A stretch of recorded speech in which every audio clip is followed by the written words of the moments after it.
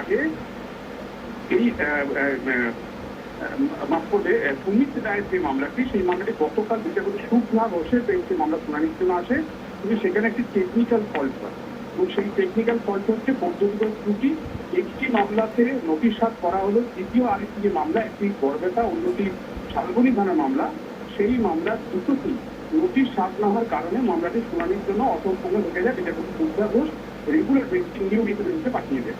এই অবস্থায় সুমিত রায় তাকে অন্যহাটে খুঁজছে পুলিশ।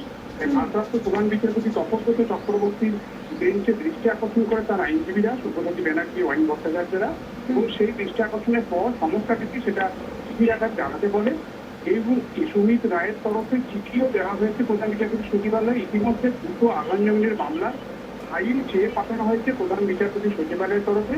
সেই ফাইলগুলি খতিয়ে দেখার পরই আজকেই মামলার শুনানি হবে নাকি অন্য কোনো বেঞ্চে নির্দিষ্ট করে দেবে কলকাতা হাইকোর্টের ভারপ্রাপ্ত প্রধান বিচারপতি, সেটা হয়তো কয়েক ঘন্টার মধ্যে ডিসাইড হবে।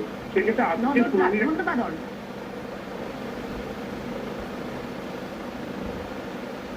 অনুব্রতর আগাম জামিনের আর্জি খারিজ করলো বীরভূম জেলা আদালত।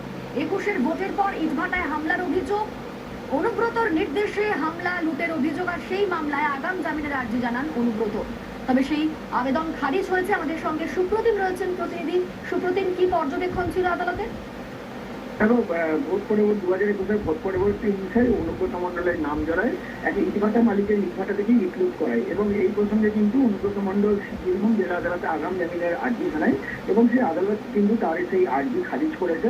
এবং যে ইটভাটার মালিক রয়েছে সেই মালিকের অভিযোগ ছিল যে অনুব্রত মন্ডলের নির্দেশে কিন্তু তার ইটভাটায় 2021 সালের পর লুটপাট চালানো হয় এবং তখনও তিনি কিন্তু শান্তিনিকেতন থানায় অভিযোগ জানিয়েছিলেন, কিন্তু সেই সময় পুলিশ ব্যাপারটি গুরুত্ব রাখেননি।